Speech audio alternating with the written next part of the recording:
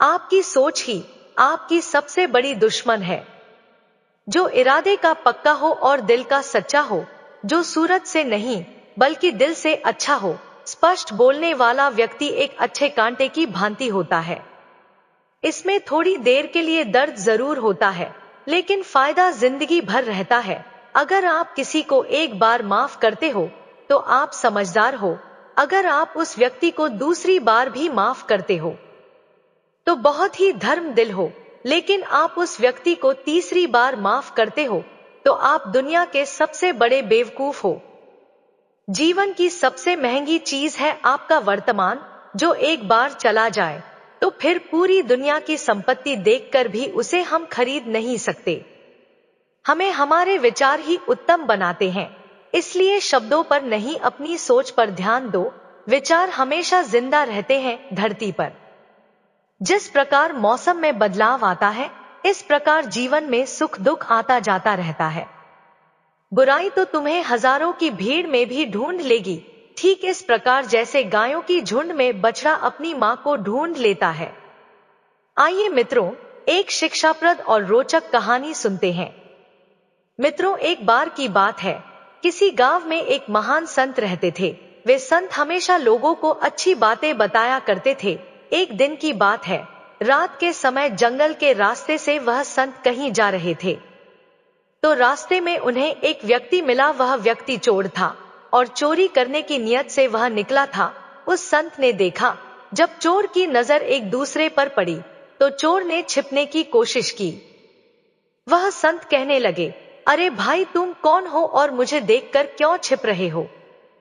उस चोर ने संत से कहा कि मैं आपको जानता हूं, प्रणाम गुरुजी।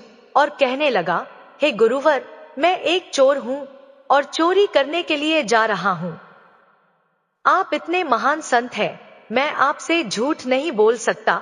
संत ने कहा कि अरे भाई, यह धंधा छोड़ दो और कोई ऐसा काम करो जिससे तुम्हें किसी को देखकर किसी प्रकार का डर ना लगे।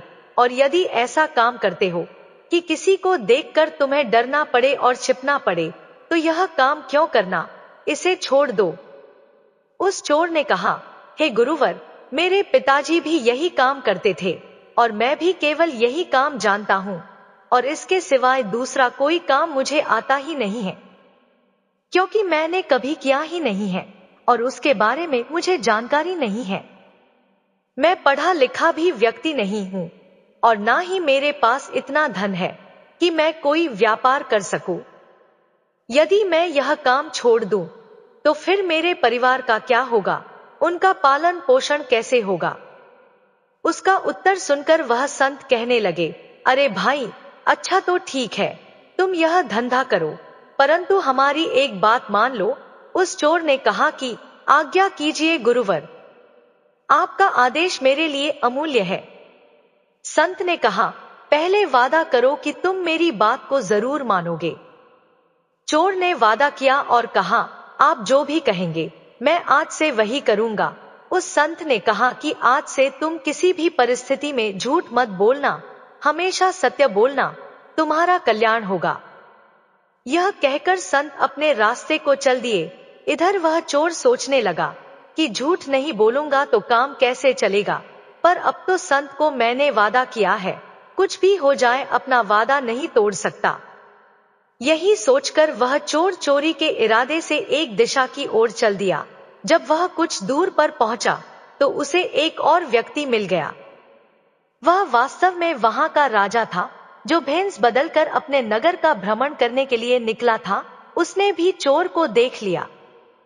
राजा ने उस चोर से धीरे से पूछा कि तुम कौन हो और इस जंगल में अकेले क्या कर रहे हो और इस समय कहां जा रहे हो? चोर मन ही मन विचार करने लगा कि मैंने झूठ बोलना तो छोड़ दिया है, अब तो मुझे झूठ बोलना नहीं है, इसलिए सच सच बता देता हूं, जो होगा देखा जाएगा। यही मन में सोच करके उसने राजा से कहा, अरे भाई, मैं एक चोर हूं और चोरी करने के उद्देश्य से मैं घर से निकला हूं।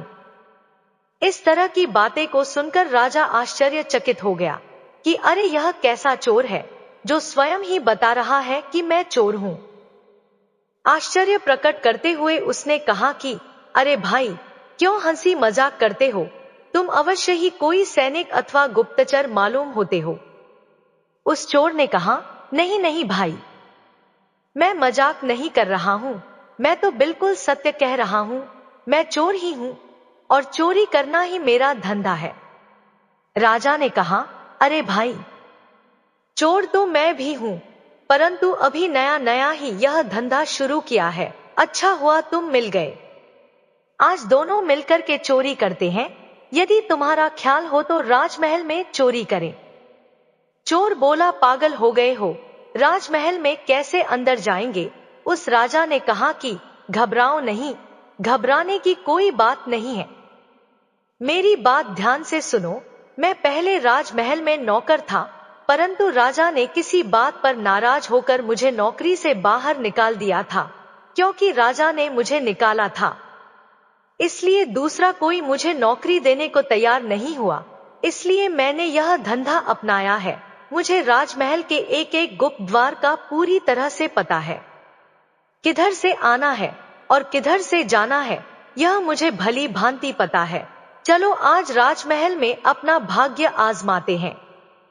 इतना कहकर राजा उस चोर को साथ लेकर के राजमहल की ओर चल दिए। तब उस चोर को बिल्कुल भी अंदाजा नहीं था कि उसके साथ जो व्यक्ति है वह खुद एक राजा है। कुछ समय बाद वह दोनों महल के पिछले द्वार पर जा पहुंचे और जो गुप्त मार्ग था उसका दरवाजा खोलकर कहने लगा कि तुम पुराने चोर हो, अंधेरे में देखने का तुम्हें अभ्यास है, इसलिए तुम अंदर जाकर सारा धन बटोर लाओ। मैं यहीं पर तब तक पहरा दे रहा हूं। चोर ने कहा, अरे भाई, इतने बड़े महल में मुझे कैसे मालूम होगा कि धन कहाँ रखा है? राजा ने उसे खजाने का पूरा पता बता दिया और वहां तक जिस तरह से पहुंचना था वह सारी युक्ति उस चोर को समझा दी। चोर जब अंदर घुसा और खजाने के द्वार पर पहुंचा, वहां दीवार पर एक चरखी लगी हुई थी।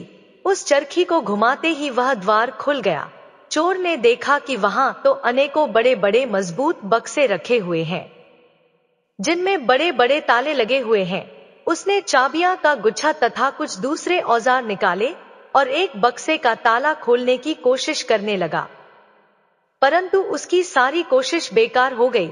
उसने यह सोचकर कमरे में चारों तरफ नजर दौड़ाई कि शायद कोई लोहे की सलाख वगैरह मिल जाए।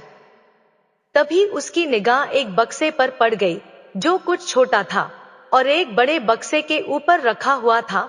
उस चोर ने देखा, उसने उसका ताला खोलने की कोशिश की, थोड़ा सा ही प्रयास किया और उस बक्से का ताला खुल गया।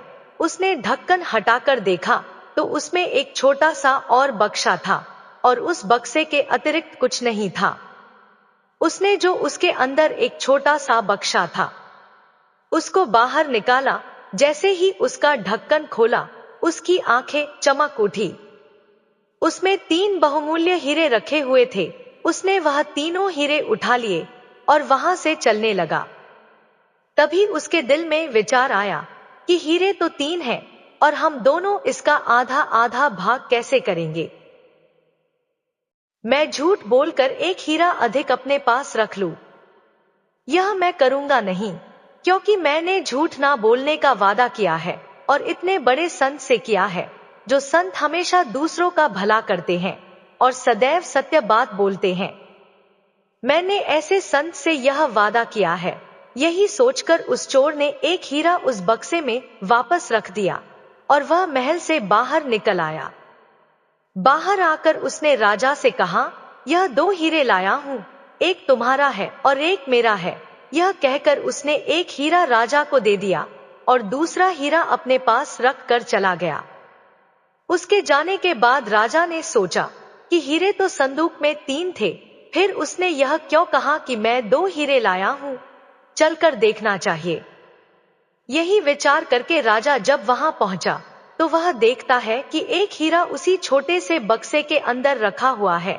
यह देखकर वह राजा बड़ा हैरान हुआ कि यह कैसा चोर है जो चोरी भी करता है और सच भी बोलता है। राजा ने उस खजाने का द्वार खुला छोड़ दिया और अपने शयन कक्ष में जाकर राजा सो गया।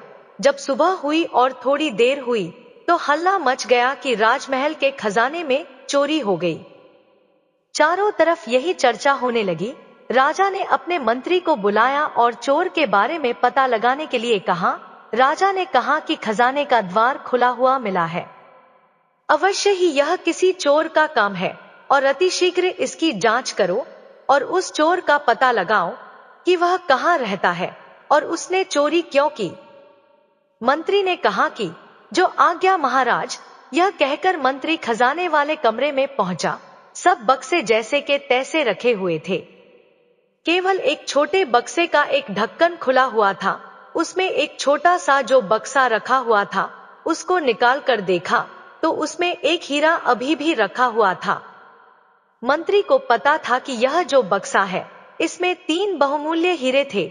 वह सोचने लगा कि ऐसा मालूम पड़ता है कि किसी चोर ने जल्दी में एक हीरा यहीं छोड़ दिया है। अब क्यों ना यह हीरा मैं रख लूं। चोरी तो हुई ही है। चोर जब पकड़ा जाएगा तो वह लाख कहता रहे कि मैंने हीरे नहीं चुराए हैं, उसकी कौन मानेगा। यही सोचकर उस मंत्री ने वह हीरा अपने पास रख लिया और फिर राजा को आकर के सूचना दी कि सारे बक्से ठीक ठाक रखे हैं। केवल एक जो बक्सा था जो छोटा था वही खोला गया है और उसमें 3 हीरे रखे हुए थे। वह तीनों हीरे चोर लेकर के चला गया। मंत्री की बात को सुनकर राजा मन ही मन मुस्कुराने लगा। उसने मंत्री को शीघ्र ही चोर की तलाश करने का आदेश दे दिया। चारों तरफ उस चोर की तलाश शुरू हो गई और सिपाहियों ने जल्द ही चोर को पकड़ लिया गया और उस चोर को राजमहल ले आए। राजा के दरबार में जब उस चोर को पेश किया गया तो राजा ने चोर से कहा, क्या तुमने रात में राजमहल में घुसकर हीरे की चोरी की है। चोर ने हाथ जोड़ करके कहा कि हाँ महाराज, चोरी तो मैंने ही की है और मैं इसका दंड भुगतने के लिए तैयार भी हूं, परंतु मेरे साथ एक अन्य चोर भी इसमें शामिल था।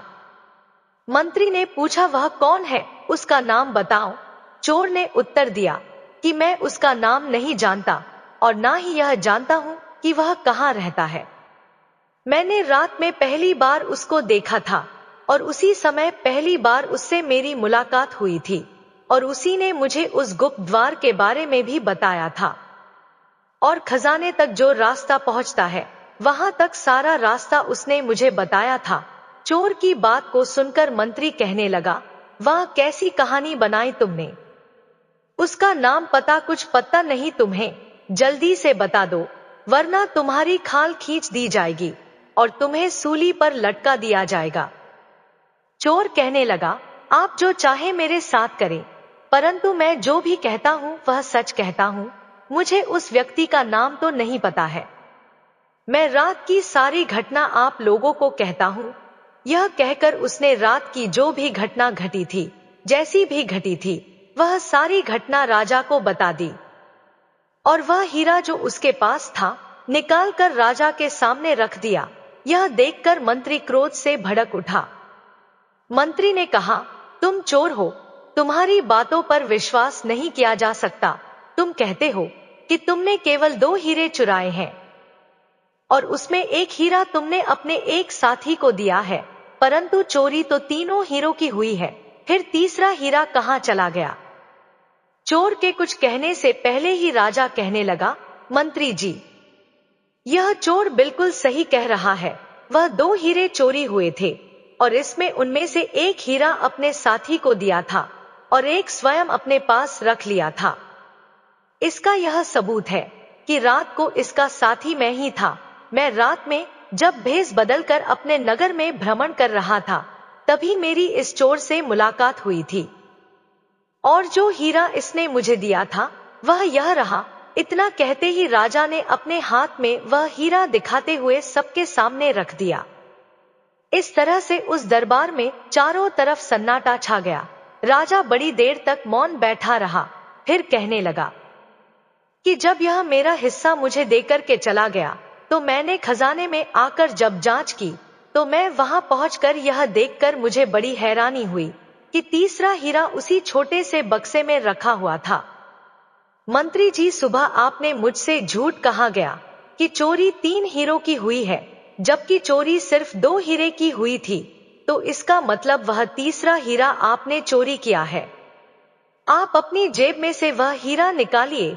राजा के यह कहते ही सबकी नजर मंत्री की तरफ घूम गई, जो भय के मारे वह कांप रहा था। राजा के आदेश से हीरा उसके पास से बरामद कर लिया गया और चोरी के अपराध में उस मंत्री को जेल में डाल दिया गया।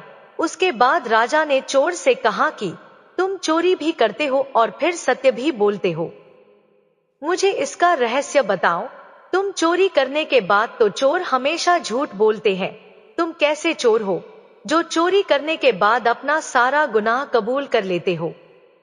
इसका मैं रहस्य समझना चाहता हूँ। कौन सी बात है जिसके कारण तुम सदैव सत्य बोलते हो? उस चोर ने कहना शुरू किया, हे महाराज, मैं उनसे मिलने गया था। वह संत ने मुझसे वचन लिया था कि तुम सदा ही सत्य बोलोगे, और मैंने उस संत को वचन भी दिया था कि मैं आज के बाद हमेशा सत्य बोलूंगा। यही कारण है कि मैं उस दिन चोरी करने जा रहा था, और आप जब मुझे रास्ते में मिले तो मैंने सारी बातें आपको बिल्कुल सच बताई थी। राजा ने कहा, मैं तुमसे बहुत प्रसन्न हूं और मैं तुम्हें अपना मंत्री बनाना चाहता हूं। उस चोर ने कहा, हे महाराज, यह आपकी बड़ी ही मेहरबानी है, यह आपकी बड़ी ही कृपा है कि मुझ जैसे चोर को आपने सजा ना देकर मुझे मंत्री का पद भेंट किया है। परंतु जिनका वचन मानने से ही आज मुझे आप मंत्री का पद देने के लिए तैयार हो गए हैं, मैं तो अब उनकी ही शरण में रहूंगा और उनके कहे अनुसार अपना सारा जीवन का कार्य करूंगा। ऐसा मैंने निश्चय कर लिया है, क्योंकि उनकी एक बात मानने से मेरा जीवन बदल गया है, और मैं जो गली गली चोरी करता था, एक संत की बात मानने के कारण आज एक राजा मुझे मंत्री का पद दे रहा है। क्यों ना मैं उनकी संगति करूं और उनके बताए हुए सारे रास्ते पर चलूं, जिससे मेरे जीवन का सुधार हो जाए।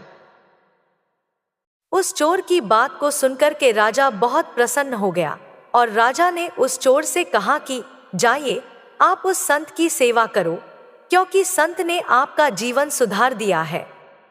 मित्रों, एक संत की संगति के कारण उस चोर का पूरा जीवन बदल गया। मित्रों, यह कहानी आपको कैसी लगी है कमेंट करके जरूर बताएं, और यह वीडियो आपको अच्छी लगी हो तो लाइक करें और हमारे चैनल को सब्सक्राइब जरूर करें। धन्यवाद।